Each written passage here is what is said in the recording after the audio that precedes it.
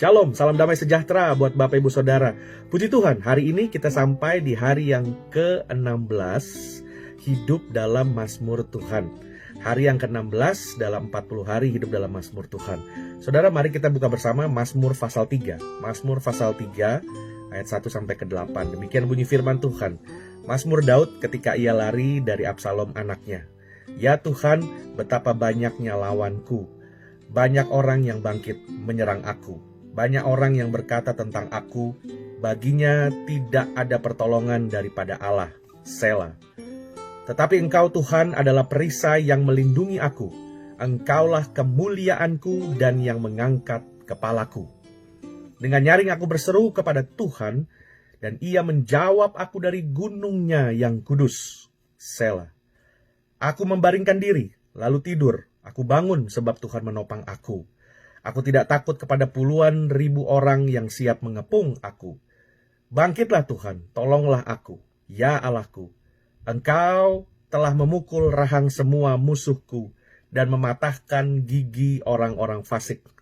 Dari Tuhan datang pertolongan, berkat-Mu atas umat-Mu. Selah. Nah, saudara kasih Tuhan, hari ini ada hal yang menarik yang saya ingin saudara perhatikan, yaitu kata Selah tersebut, Bapak Ibu Saudara. Kata Selah ini adalah sebuah kata Ibrani yang disebutkan sebanyak 75 kali di dalam Alkitab Perjanjian Lama. 75 kali dalam Alkitab Perjanjian Lama. 71 kali disebut dalam kitab Mazmur dan 3 kali dalam kitab Habakuk. 3 ayat 3, 9 dan pasal 13. Di situ kita lihat disebut juga 1 kali dalam kitab Peratapan, Bapak Ibu Saudara. Nah, kata Selah ini mempunyai 3 arti. Yang pertama adalah pause atau istirahat. Seperti tadi yang saya lakukan. Pause atau istirahat. Yang kedua mempunyai arti juga, Bapak Ibu Saudara, adalah interlude. Nah, 2 ini seringkali digunakan dalam konsep musik atau konsep bernyanyi. Di tengah-tengah seperti interlude atau seperti ada jeda. Ada tenang, tiba-tiba diam, nanti lanjut lagi. Nah, arti yang kedua dari kata Selah ini adalah mengangkat. Nah, arti yang ketiga artinya adalah pernyataan seperti amin atau haleluya. Jadi 3 arti ini Bapak Ibu Saudara. Tetapi yang sering banyak dipakai adalah kata pause atau berdiam diri, tenang, istirahat, interlude atau jeda. Nah, kalau Bapak Ibu tadi baca dengan saya di pasal ketiga, ayat yang ketiga, saudara dikatakan, dengan nyaring aku berseru kepada Tuhan dan Ia menjawab aku dari gunungnya yang kudus. Selah.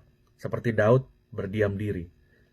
Dan ayat setelah itu dikatakan aku membaringkan diri lalu tidur. Jadi pas sekali saudara dengan arti kata Selah tersebut.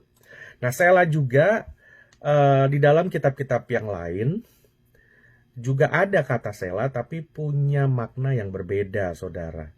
Jadi kita lihat bahwa di dalam kitab Hakim-Hakim 1 ayat 36, Selah itu seperti sebuah tempat perbatasan bagi bangsa Edom. Di dalam 2 Raja-Raja 14 ayat 17 dikatakan juga Selah itu seperti sebuah benteng kota. Nah, kita lihat Yeremia 14 ayat 16.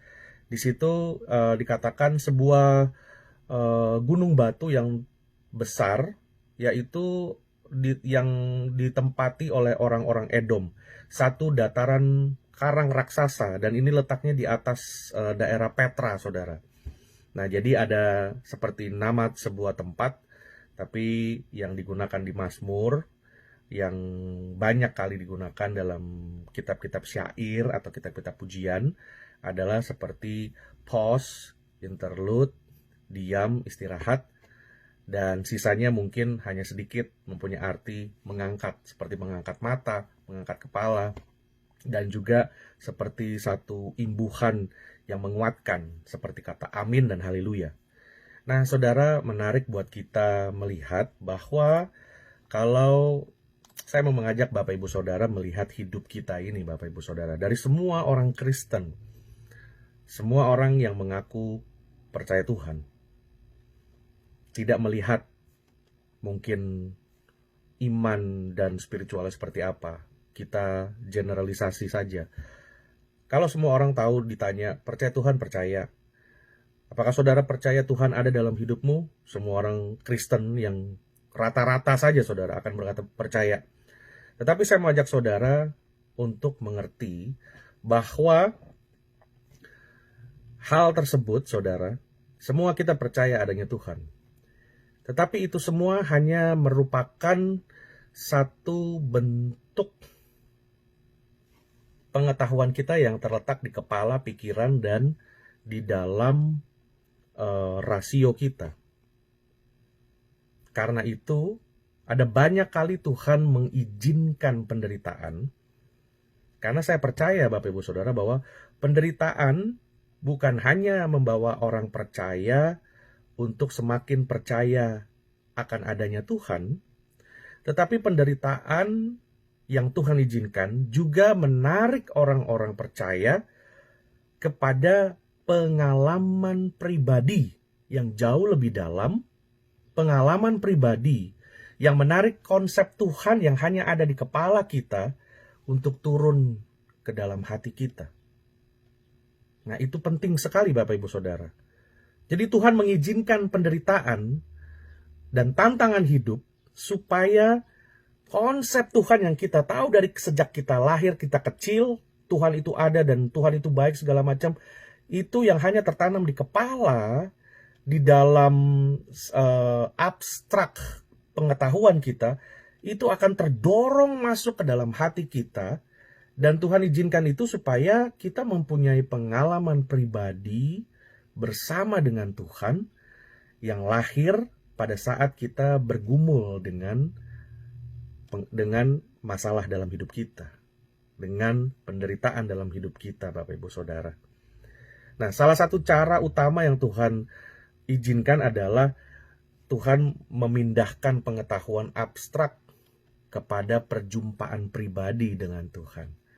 Disinilah yang terletak kunci yang sangat penting, saudara.